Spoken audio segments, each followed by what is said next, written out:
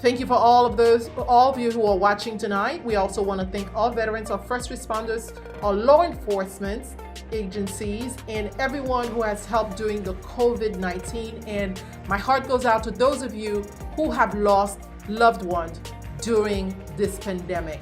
May God bless you all. Also, I want to thank Grassroots for America for sponsoring this event. We are grateful to you for supporting us. What truly matters is not which party controls our government, but whether our government is controlled by the people. I thank you for joining us tonight. And I will be moderating the debate this evening. I would like to bring on my co-moderator and allow her to introduce herself. Hello, my name is Alexandra Levine. I'm the founder of POTOMAC Sports and Entertainment Network. I'm also the founder of youarenoidiot.com and the former state leader for Florida, Maryland, DC, and Virginia for the America First Coalition. I'd like to say thank you so much for everyone who is joining us tonight, nationwide and worldwide. Of course, we want to say thank you to our first responders, our doctors, our nurses. We also want to say thank you to our law enforcement, our firefighters, for helping us during COVID-19 and beyond. Thank you. Here at Seminole County Debate, we will educate, empower, and listen to you, the Seminole County voters. Tonight, we will be hosting the first Florida Congressional District 7 Republican 2020 primary debate. We have two candidates with us. To start, we have Mr. Yukong Zhao, and also joining us this evening, Mr. Richard GOBLE. Please note that there are three candidates in this race, but at the moment, only two have agreed to join us. We reached out to Dr. Leonardo Valentine, but did not get a response back. So, gentlemen, I would like for you to, I want to welcome you, first of all, and I appreciate all those who are participating tonight to hear you tell the Seminole County voters how a little bit about you, and here are the rules. And Alexandra? So the rules for tonight, gentlemen, each of you will introduce yourself. We will take turns asking you questions. You will each have an opening and a closing statement of 1.5 minutes each. We will ask you a question, rotating who goes first. You will each have 2 minutes to respond. The person who is asked first may have a 30-second rebuttal. At all times, both gentlemen will be respectful, do not interrupt, and please stay on topic. If you think your opponent is wrong, point out the difference and support your idea with facts. If any rules are broken or you go over your time, we will mute your microphone. Additionally, we will be taking questions from the audience. Many thanks again to you, gentlemen, for your participation. Thank you. Thank you. Thank you so much. And at this time, I would like to invite Mr. Yukong Zhao to introduce yourself. And again, I remind you that you have 90 seconds for your opening. Hi, good evening. My name is Yukong Zhao. I grew up in Communist China under dictator Chairman Mao. My father was politically persecuted during China's Cultural Revolution, which led to extreme poverty and devastating personal loss. In 1992, I legally immigrated into the US to pursue my American dream with less than $200 in my pocket. I worked hard and smart, later became the director of global planning at Siemens Energy. Since 2014, I have started my journey fighting against radical liberal agenda. First, against the liberal affirmative action by Harvard University. With the support of President Trump, we made a difference. I became a national leader and a conservative voice on equal education rights for all Americans. In recent years, I have already stepped up, publishing many articles fighting against political correctness, socialism, and ongoing cultural revolution. I'm a proud American. I'm a proven leader and problem solver. I'm running for the Congress to help President Trump to fight against radical liberal agenda, restore the law and order, and rebuild our economy. Thank you. Thank you, Mr. Zhao. And at this time, I would like to open the floor to Mr. Richard Goble for 30 seconds. I'm sorry, for 90 seconds. Thank you, Sandra. My name is Richard Goble, and I'm running for the U.S. House of Representatives here for District 7. I lived in this district about 30 years. I raised my family here. I met my wife here, and I built my business here. This is my community. This is a community that I love. This is a district I love. And I wouldn't be running if John Mica was still our congressman. I wouldn't be running if Mike Miller is our congressman. I wouldn't be running if there's a good Republican in office, but I'm volunteering my time. I don't have to do this. I've been involved in politics for about 30 years, even more. And I ran many campaigns. I know how to win campaigns, and I know how to work for the people of our district. I'm going to put Seminole County first. I'm going to put Northeast Orange County first. I'm going to put Central Florida first when I'm in Washington, D.C. I'm not backed by any major donors. I'm mostly self-funded. And so therefore, when I'm elected, I'm only thinking of you. And I'm only thinking of what needs we need here in Central Florida. And that's the type of representation we haven't had for some time that we will get when I'm elected. Thank you, sir. So at this time, I also want to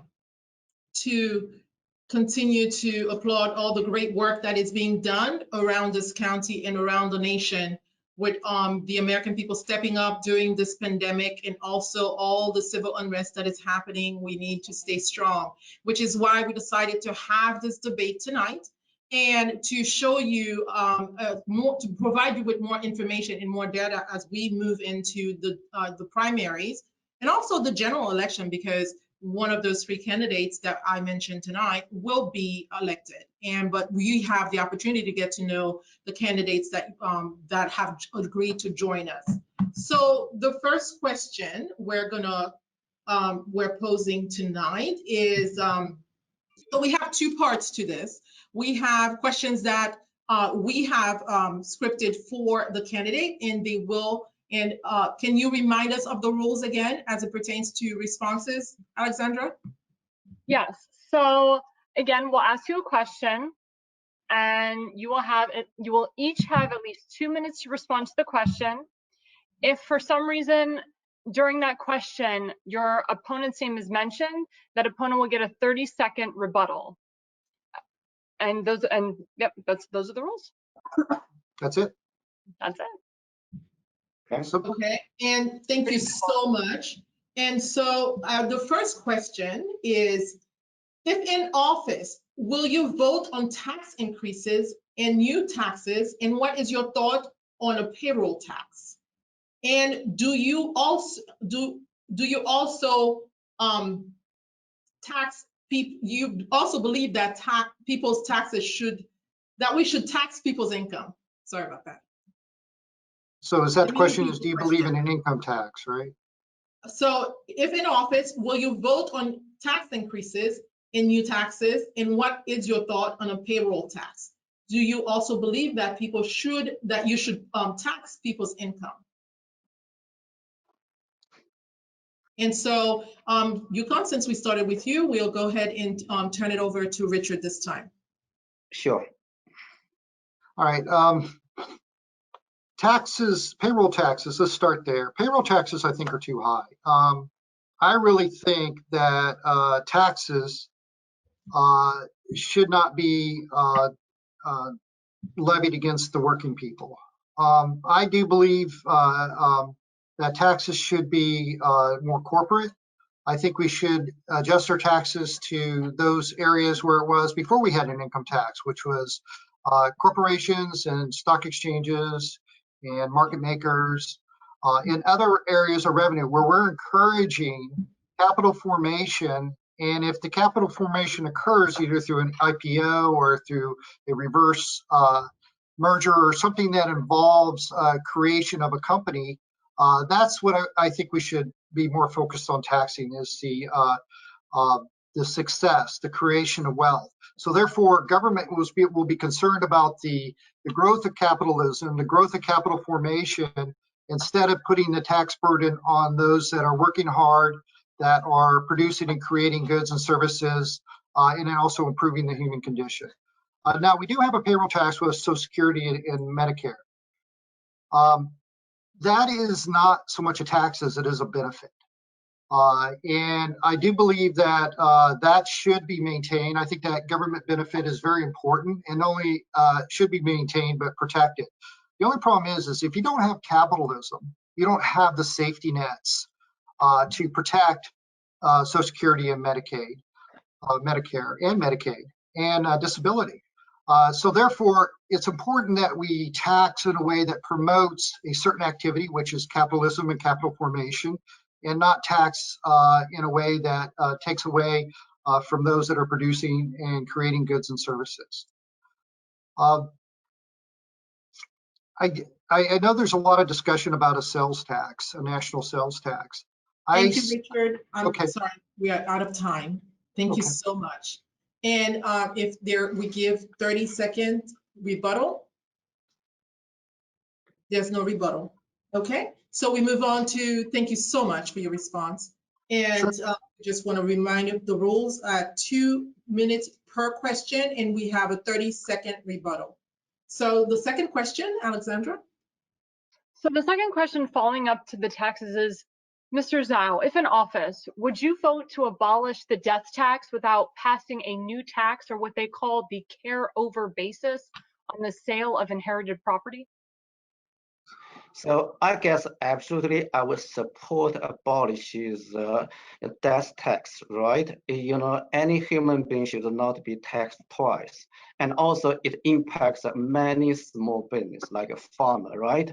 When the farmer passes away, unfortunately, because of death tax, you know, their children have to sell their farm, sell their land. It's not reasonable. But coming back to the earlier questions, I think President Trump has done a great job in terms of like reducing the tax, you know, to build one of the most you know, prosperous economy in the world in American history. One of that is his tax reform. So to really rebuild our economy, I'm against any tax increase. But in the meantime, I'm going to protect the, you know, payroll tax, because a lot of seniors, you know, in our community depends on that. So I, you know, in summary, I want, I will be against any like income tax increase. I'm against the death tax.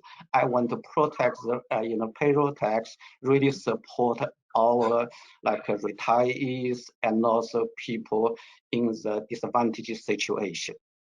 And Mr. Goble, do you have a 30-second rebuttal for that? I do. By the way, Yukong Zhao is a great, nice guy, and I love seeing him on the campaign trail. But I just want to say, the death tax is an abomination. It's horrible. It's taxing people that have already paid their taxes on that wealth, and it's basically saying the government's just going to tax you again. It started a while ago, and then it was abolished and brought back, and it's just something that I think, I know there's a cap on it and they raise the cap all the time, but I think it just should end right away, and I would propose a bill to do that. Mr. Zhao, would you like to rebuttal Mr. Goble on that? I think Mr. Goble really supported my my points, so you know, no more rebuttal. Thank you so much. Moving on with the next question, Sendra. Thank you so much. Both gentlemen are doing so well. And question number 3 goes to Mr. Goble. And will you pledge to vote to repeal and replace Obamacare? Well, it's pretty much repealed with the mandate. The problem with Obamacare was the mandate upon businesses, and that's horrible. When they required, and individuals, the mandate on individuals, to require the individuals to have to have insurance. There are many great American citizens that are able to buy their own insurance and or cover themselves through their various methods. And so just to force a huge tax on somebody and to mandate a benefit. I think the Supreme Court was wrong on this. I think Obamacare is wrong. But other than that, Obamacare essentially now is just a market exchange. And so anybody that wants insurance, health insurance, can go to the Obama website. Now the $1.5 billion website. It's the most expensive website ever. They can go to that and it actually works, and they can find their own insurance, but they're not required to do so. So I don't think there's anything to abolish. It's pretty much gone and been gutted already. Thank you so much. And Mr. Zhao, do you have a rebuttal? Yes, I do. I think what's happening in America, especially Obamacare, is government monopoly or interferes the market. We need more market reform. We need to eliminate that essential, standard which, force people to buy unnecessary insurance. We need also make the price transparent. We also need a reform generic drug we also need to have a prescription drug price reduced to the industry level. So we need more market reform. Thank you so much for that rebuttal. Mr. GOBLE, did you have you have an opportunity now to rebuttal Mr. Zhao's?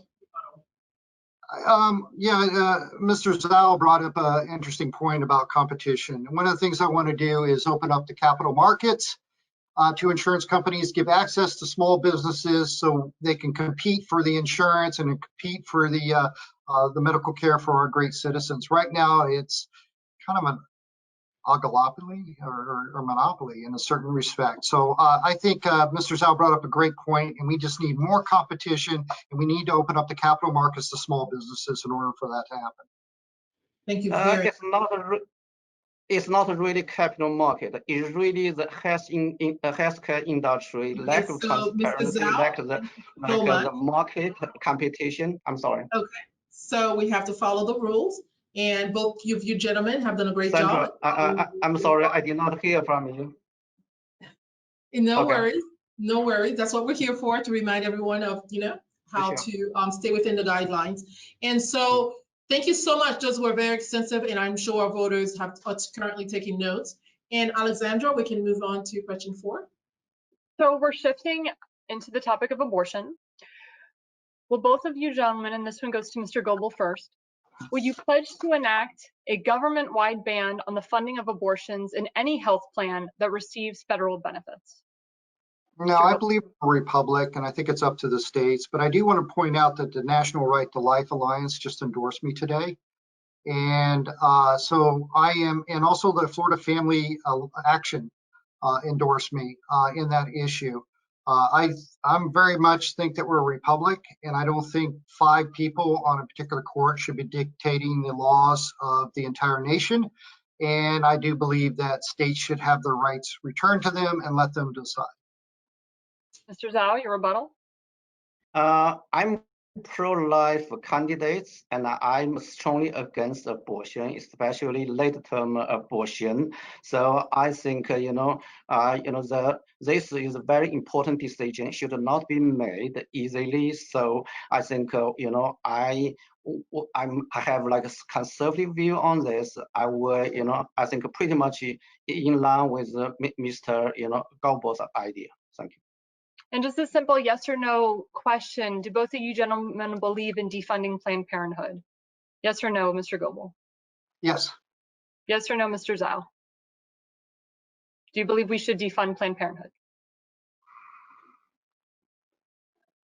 From a federal standpoint, yes, we should defund. Okay, the government should not get in the business of the abortion. Thank you. Thank you very much. Again, we move on to question 5. Will you pledge to vote against any form of amnesty for illegal aliens? Mr.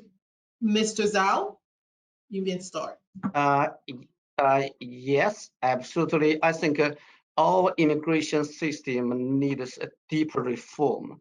Number one, we need really build the wall. We need also close the catch and release this kind of loophole. We need sufficient funding for our border security, and that is number one. Number two, we need to eliminate all the loopholes, like implement the e-verify system, and also loophole on the refugee and other also H-1B visa. Number three, we need to have reform. The reform should be merit-based. We need to really let America determine what kind of people we want. We want the talents who can contribute to this country instead of just by some diversity lottery or other things really do not bring any benefits to America. So I support a comprehensive immigration reform, and then that will make American keep our economic prosperity, also preserve American value. That is very important. Thank you, Mr. Goble. You have the opportunity to rebuttal. Well, we elect a president to decide on amnesty. I think a definite like that is impractical to promise. I do promise that I will enforce the laws that are voted on by Congress, and unless they're changed or unless we change it and I change it and support something changed, I think we should support the laws in the books. I think loopholes and stuff like that are there right now, and we need to rely upon our president to make those decisions on enforcement, because constitutionally that's his right. Thank you very much. Any final points, Mr. Zhao? I guess, I think I want to say I support President Trump on the comprehensive immigration reform. Thank you. Thank you very much. Alexandra? Thank you. So keeping to that same issue, if in office, would you vote to require employers to use the e-verify system to verify the social security numbers of their employees? Mr. Goble, that goes to you.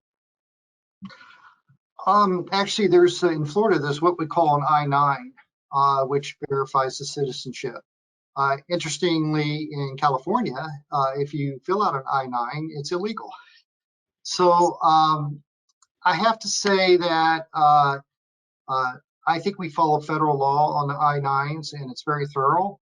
And that verification is pretty much well vetted.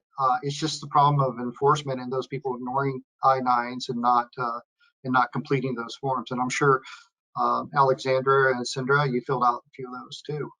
So it's I think it's there. The e-verify system is there. We do have e-verify on for child support. It's much more effective now, where if somebody starts their job, you have to report their social security number, and they verify whether or not there's any outstanding child support within a few days.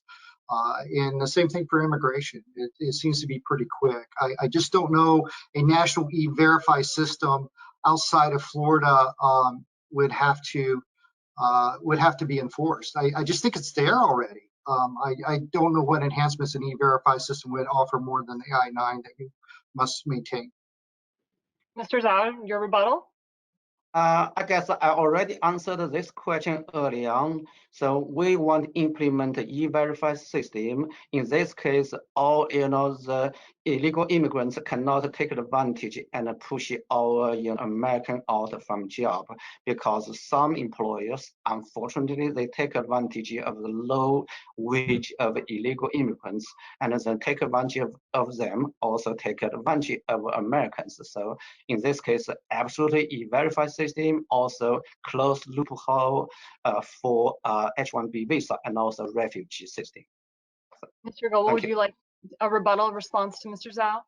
Oh, absolutely. I think Mr. Zhao is correct. And when I'm in Congress, we'll enforce the law as best we can. But we got to get some of these states that are not following federal law in line, and that I would work hard to do that. Thank you so much, gentlemen. Thank you very much. And we are moving on to question 7. If in office, Mr. Zhao, if in office, would you vote against legislation to pretend that DC is a state and entitled in a state's representation in Congress? If in office, would you vote against legislating that DC is a state and entitled to state representation in Congress?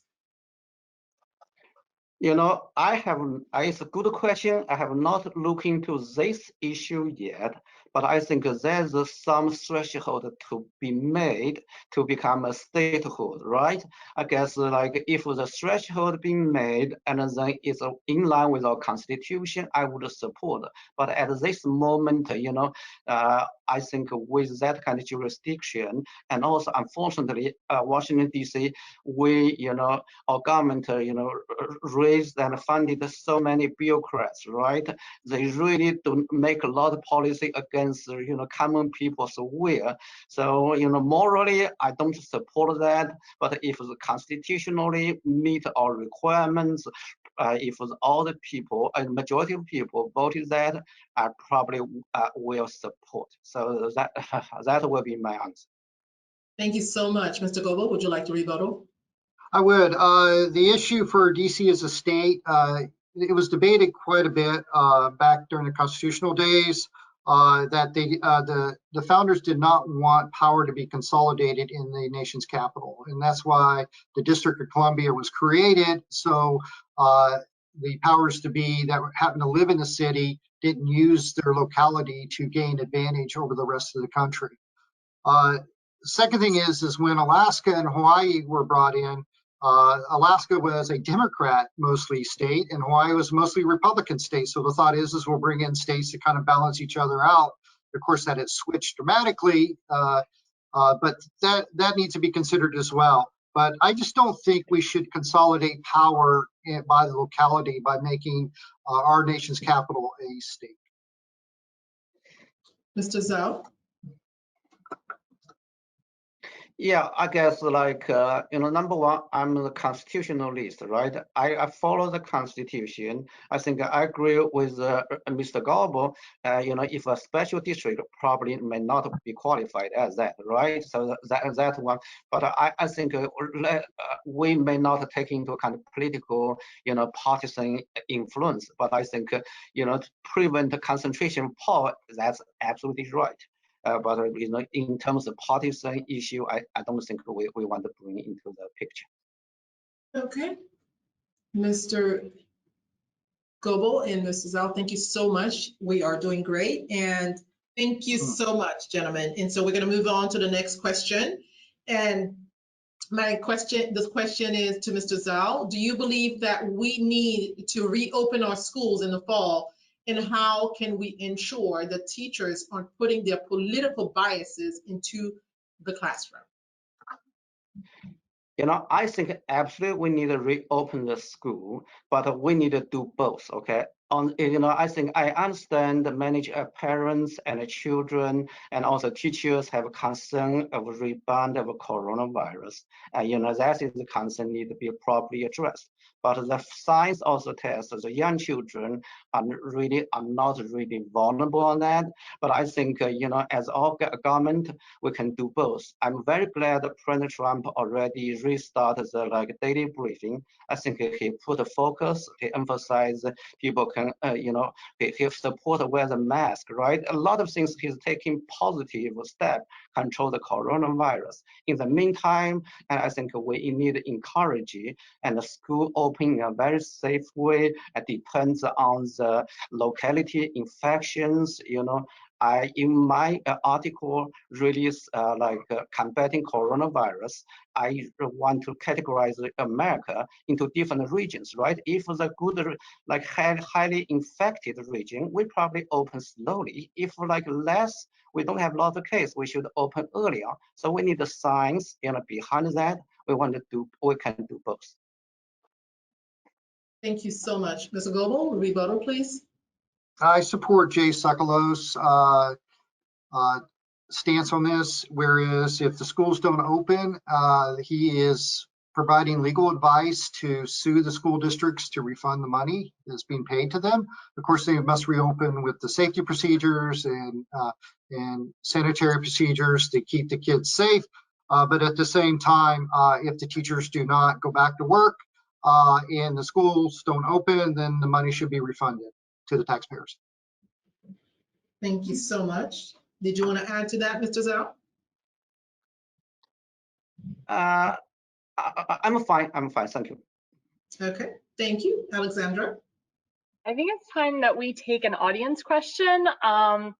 So unfortunately, due to COVID, the person, quote unquote, from the audience couldn't be here present. So we were able to get her question from online. Her name is Christine Trapan. She, of course, lives in your district. So the question goes to both of you gentlemen. Mr. Goble first. As a small business owner, I'm concerned about the effects of COVID-19 and what it's had on the local economy. I'm a tax accountant and I have clients who are struggling, and one of my biggest clients will be going out of business this year.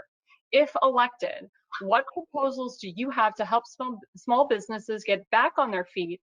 And how will you promote or encourage small businesses to continue operating in Seminole County to prevent more businesses from going out of business? Mr. Goble. Well, first thing I would do is open up the capital markets to small business. Now, capital markets are not loans. It's actually stock, which it turns into capital, which helps small businesses. Second thing I would do is pass any regulation or any procedure to help these businesses to get up and running. The biggest problem they're going to have is rent. I want to tell you it's bad out there. I actually own a mortgage bank, and I spent many years on Wall Street. And I know the economy. I was actually a FINRA governor at one time. It's not good. But I think if people go back to work, they start following safe procedures, and they start hiring back the employees, I think that'll be a huge help. And I will pass any legislation to help that out. Right now, the Fed window is essentially funding all debt.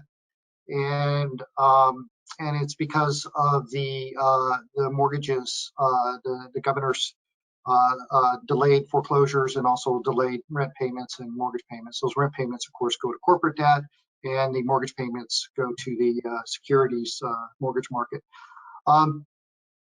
There's okay. Thank you. Sorry. I could talk one time about this. Yes. That's okay. Mr. Zhao, your rebuttal. Is rebuttal or 2 minutes? It's a question for both. Actually, since it is not, you are correct. Since I can't even speak now. Since it is an audience question, yes, you get 2 minutes to respond as well. Okay. So I guess we need to address this issue from its root cause. Okay. Capital market, more money like federal support when it's only secondary. The first thing is to control the disease, right? So we need to control its rebound. You know, as early as February, March, already developed a policy recommendation sent to the White House, the coronavirus task force. I published in Daily Caller, right? So we need to get a good practice over the world. You know, South Korea was a great example. They utilize aggressive testing, also high-tech, contact tracing. They are able to really control the deaths and control the rise of the coronavirus. Example like in Seoul, I visit Seoul, right? They're highly populated areas, but they has done amazing job. So we can learn from them. We have high-tech company like Apple, like Google, right? They can utilize high-tech big data to control that. And also we have good, very competent government here and the designers, so we can implement that and then control that first. Second, we also, as I earlier said, we really need to differentiate between different regions. Like in Ocala, where I have business over there, you know, the infection is very low. We should open that area earlier, right? So, and also as long as we protect the vulnerable seniors, and then like younger people can really resume the business, right? So like a country like Japan, South Korea, they really don't have to shut down the whole economy. So we, really address issue from root. And then secondly, probably if the small business need funding, government can step up to have a temporary rescue. But the root cause is the solution is solve the root cause. Thank you, Mr. Zhao. Rebuttal, Mr. Goble? One of the other things I would do is, I think Mr. Zhao is right to a certain extent. I don't think any of us are wrong here. But one of the things I would also go for is to think of a better policy over and above shutting down businesses when we have a next pandemic. There has to be a better way. We have starving children. We have millions of starving children right now. And our food lines and our bread lines are longer than ever. And it's worse than the Great Depression. And I just don't think we need to do this to the great citizens. Mr. Zhao, do you have any rebuttal? Oh, sorry, Mr. Zhao, do you have anything else to say? Anything else to add? Yeah, absolutely. My policy recommendation actually lay out a plan to do that without shutting down the whole country and then control the coronavirus. Perfect. Thank you so much, gentlemen. Thank you so much. So we're going to resume with the questions that we brought. So again, we will start this time with Mr. Yukong Zhao. And the question is, do you believe we need to reopen America? Say again. Do you believe that we need to reopen America? Yes, absolutely. I think we have the high-tech industry in this country, and also we suffer miserably from like the nationwide lockdown, and many other countries don't have to really lock down the whole nation. So I think we can, based on my recommendation, if we do aggressive testing, if we use a high-tech big data tracing, we can really isolate to areas, which area we should have social distancing, but most areas we don't. For example, some population, younger population, we may not need that, but for a senior, like we need to protect them. So if we, put science behind that, we don't have to lock down the whole nation, and we can resume our economy, rebuild our economy. I want to say I have more than 20 years experience on manufacturing. I know how to rebuild this economy back, supporting President Trump. Thank you. Thank you very much. And Mr. Goble, would you like to rebuttal? Absolutely. I agree with Mr. Zhao. I do want to expand that a little bit and say that we should reopen. We need to feed our children. We need to feed those that need to be fed. And our supply line has shortages, and it's just a disaster. And we need to reverse that immediately, have safe distancing, and have protective procedures without shutting down the economy. We need to reopen immediately.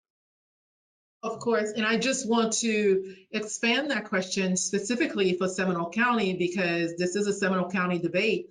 As I'm sure you're campaigning and knocking on doors, you are aware of what the state of this county is. And so let's sort of bring this more in a more focused answer as it pertains to Seminole County. Mr. Zhao, reopening Seminole County, what is your vision? What does that look like for you? I think Seminole County, I think we pretty much are, ready to reopen. I think also Florida have some like rebounds, the data, right? I think primarily our heavy hit area are like South Florida, even like Orange County media, but in Seminole County overall will not really impact significantly. So I guess like we should reopen step by step. If some activities pretty much outdoors can implement social distancing, absolutely we need to open. And then like we move to like the schools, right? And then we also gradually move to some indoor activities. But I guess less lockdown, we really overkill that caused a lot of unemployment, a lot of bankruptcy, and nationwide, I think some happen in Seminole County. We should take a lesson, and we should really put a more like a business discipline behind that. That will be my vision. Thank you very much. Mr. Goble? Is this a rebuttal or is this a 2-minute? It's a rebuttal. Well, we can treat it, because I added this, so you can have 2 minutes as well to specifically focus on Seminole County. Okay, Seminole County, I lived here for 30 plus years. I built my business here. I really see a lot of businesses not opening. You see the restaurants about half full. There are some restaurants that are doing well, but very few. I do believe that if we don't reopen soon, our tax base is going to be dramatically affected, including property taxes, because the values of property are going to go down because the rents have defaulted. Also, our penny sales tax is in jeopardy because the lack of transactions that are occurring in Seminole County. So what does that mean? If our property values go down and our penny sales tax goes down, that means less money for our schools and less money for our county government and less money for our police officers and our firemen and teachers. Thank you, Barry. Okay. Go ahead. Keep going. All right, I was just saying that we need to reopen, safe distancing. Come on, County Commission, get it together. Let's reopen. Let's get moving again, and let's let the voters are going to decide in November. So open this county and let us get back to business. Excellent. Thank you. So, Alexandra. So now we're going to shift the conversation to another nationwide topic that has been happening. As we all know, the death of George Floyd was very sad for a lot of Americans, which caused protesters some uprising in the state of Minnesota. But unfortunately, the protesting has gone to an uprising of left-wing Antifa, which is happening nationwide. We see people defaming statues, vandalizing statues, taking down our history. There was even a threat July 4th that left-wing Antifa was going to go up to Gettysburg and take all the Confederate statues down, etc. This is something that the Democrats have really pushed forward in, that we should change even the name of Fort Bragg, Fort Howard, Fort McHenry. So the first question is, do you support President Trump's executive order that anyone who damages, defames, or tears down our history or any of our statues should be jailed for 10 years or more? Mr. Goble. Oh, sure. Look, they're not protesting. They're trying to overthrow the Constitution and trying to debase our history. The statues, whatever reason, were put up there. Were put up there by the government at that time in that locality, and so therefore only the government in that locality can take those down. It's a crime otherwise. And some governments are actually letting Antifa take the statue down, even though they could properly vote for it and actually show crimes being committed on TV when they could have just vetted it through the normal channels. Yeah, I don't think I support any crime, and I do believe President Trump's order was long in coming, and I think it should just end now. And if you want the statues down, have your government officials vote on it and take them down. Mr. Zhao, rebuttal. I think this is not only statue. This is an American revolution, cultural revolution. So as President Trump put there, you know, in June, early June, I already published an article, share my experience during Chinese Cultural Revolution, right? What I'm trying to say is the radical left using the same playbook as Red Guards in China. They destroyed China. They did not bring social justice. They only bring the death and torture and poverty. So we should not allow that to happen.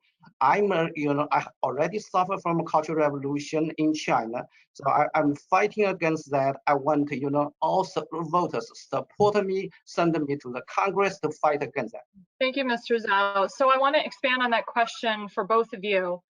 We're going to start back with you, Mr. Zhao. So on top of the defaming of the statues, on top of the vandalizing of the statues, now we have this new thing called, quote, defunding the police. And we're going to address this with Seminole County. So as cities and counties defund their police department, crimes have risen. We've seen that in the most liberal cities in the nation. What will you do to make sure the police are not defunded in Seminole County? And what actions will you take if, say, Orange County defunds their police? And how will you protect the citizens of Seminole County? Mr. Zhao. So I guess, number one, I will, strongly support our police force, because overwhelmingly majority police force, they are doing good job. There's no systematic, discrimination against Black in our police force. There are individual cases, but the data do not support that systematic discrimination. So that's number one. So number two, when I go to the Congress, I will share with the, all Americans what happened in China. The same thing, the Red Guards incited by Chairman Mao. This time is, this is kind of radical left incited many innocent people, really say defunding the police. My father, because when the Red Guard overthrew the police department, other things, my father got tortured. Millions of Chinese people got tortured, right? So this kind of hard lesson. So I think I will fight against that, and I also explore any legislature to, can really forbid this kind of behavior. I know it's a state issue, it's a local issue, but I think, we need to protect America's funding principle and also also essential institution, right? Oh, sorry, thank you. You went a little bit over. Mr. Goble, can you please add to that? Sure. First off, the George Floyd incident was a crime. And I think the riots that were allowed to take place and the burnings of the blocks in Minneapolis, St. Paul was allowed to happen to cover up a very bad police department.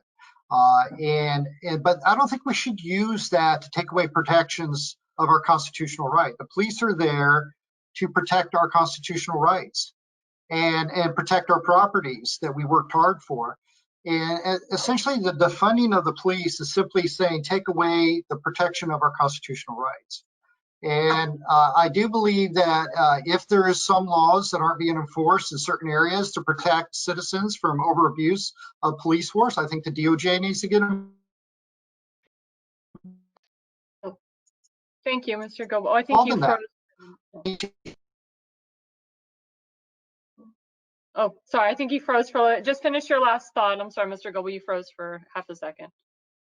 No problem. I was just saying that if there are crimes being committed by overzealous police or bad cop police officers or sheriffs, the Department of Justice should get involved and protect us from that as well. Thank you. I just also want to say for the record that there are groups out there that are supporting the police. One in particular is called We Back Blue, which is a nationwide organization. It supports the police, but it also memorializes the fallen. So not everyone in the world agrees in defunding the police. We need to support the police as much as possible. Thank you, gentlemen.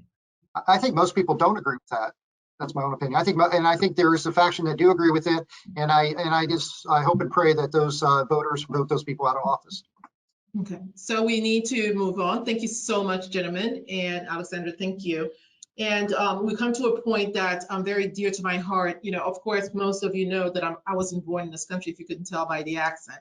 So it's for me, I feel that this country is a place of law and order, and I inspired by that. So one of the headlines that have been sort of pulling our attention is the fact that Trump's campaign was spied on.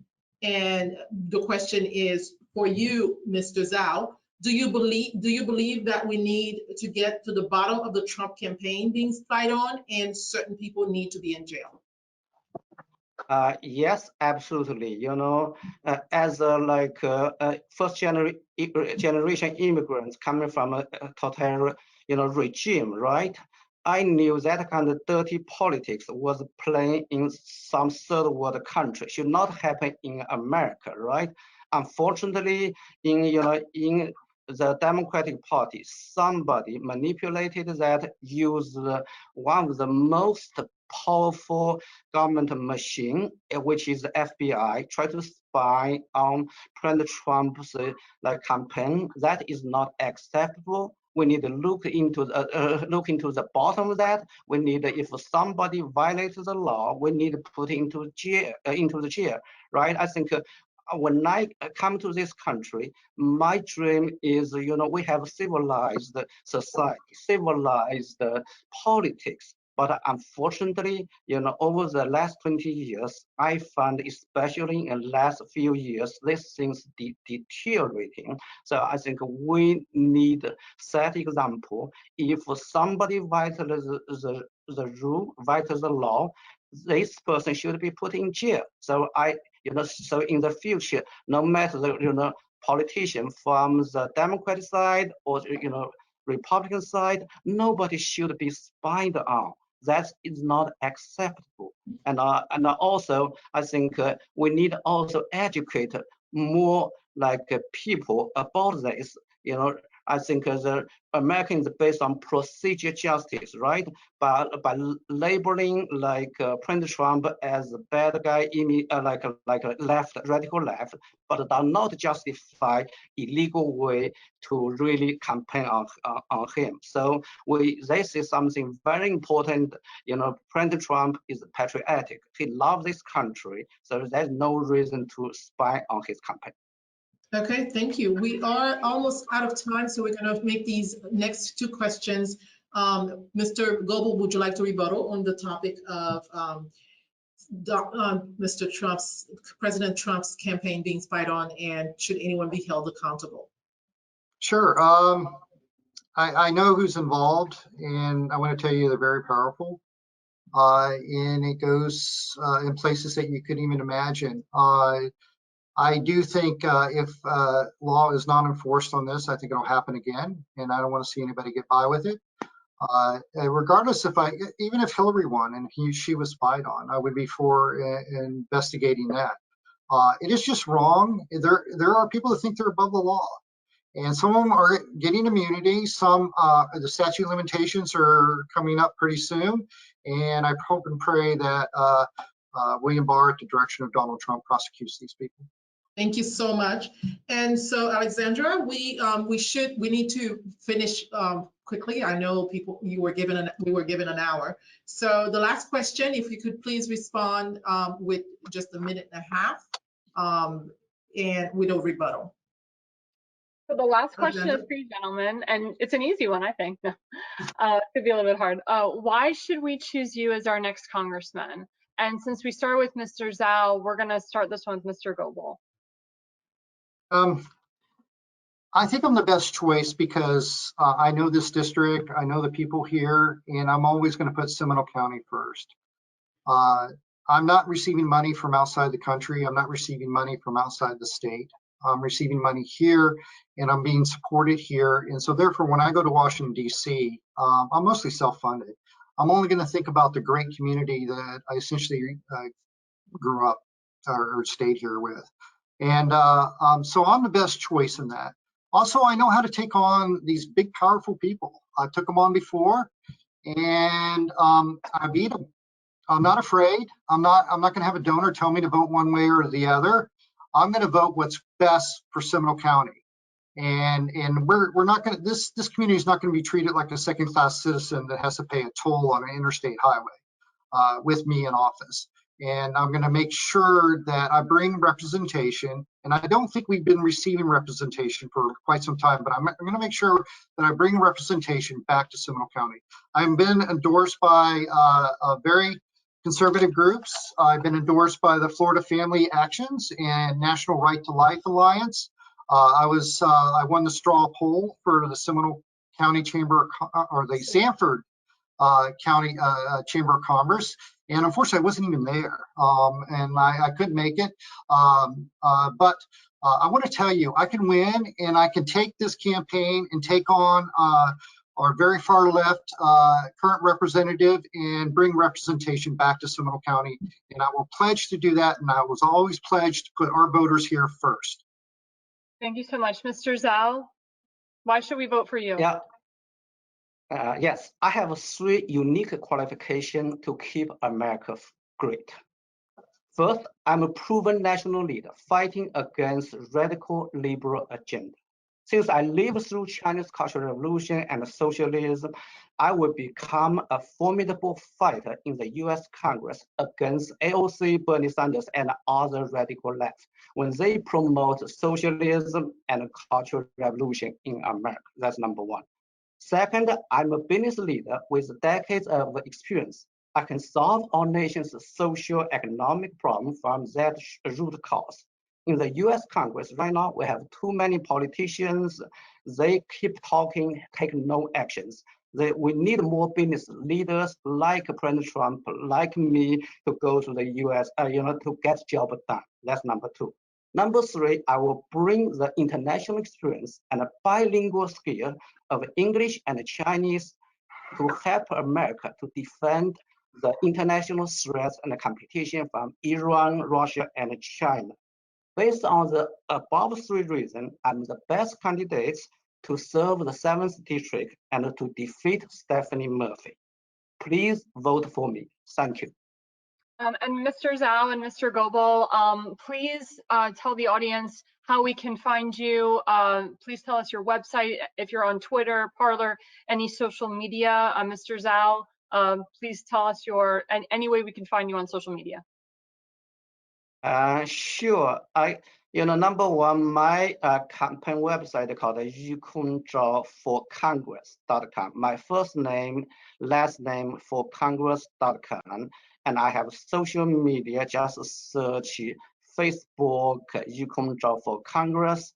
And also my Twitter, also search Twitter, Yukong for Congress. My name spelled Y-U-K-O-N-G, first name, last name Z-H-A-O. And thank you very much. Thank you. Mr. GOBLE, how can we find you on social media? What is your campaign website? I'm at GOBLEforcongress.com. That's www.GOBLEforcongress.com. I'm also on Facebook at GOBLE for Congress. If you go on Facebook, and also I'm on Instagram and Twitter, and it's GOBLE for Congress with a 4 on Twitter and Instagram. It's GOBLE for Congress campaign. You can find me there. Use your support. Please vote for me. And I do think Khan is a great guy, but I think I'm your best choice, and I pray you vote for me. Thank you so much, gentlemen. Thank you so much. And I want to close with to let you know that we are so pleased that you were able to join us, and that we were able to provide you more insights as we move forward to the primary election on August 18th. This idea came as the COVID restrictions prevented the candidates to actually interact with you, the voter. It is up to you, the voter, to help the United States of America gain more stability by selecting who represents you the most. As we continue to navigate through these tumultuous times, we are only allowed to, this will allow you to see who is the best suited candidate for you. And Alexandra, do you have anything to say in closing? Yeah, just to add again, gentlemen, thank you so much for joining us. Thank you for watching us nationwide as well as worldwide. We also want to thank our veterans who serve us. Again, we want to thank our law enforcement, our first responders, our firefighters. We must stand for the people that stand for us. Thank you. Absolutely. Absolutely. Thank you, Alexandra. Thank you, Sendra. You guys were pros. Yeah, you guys did a great job. Thank you so much. And this was a pleasure. And please vote for these candidates, and we will keep fighting for America. God bless you. Absolutely.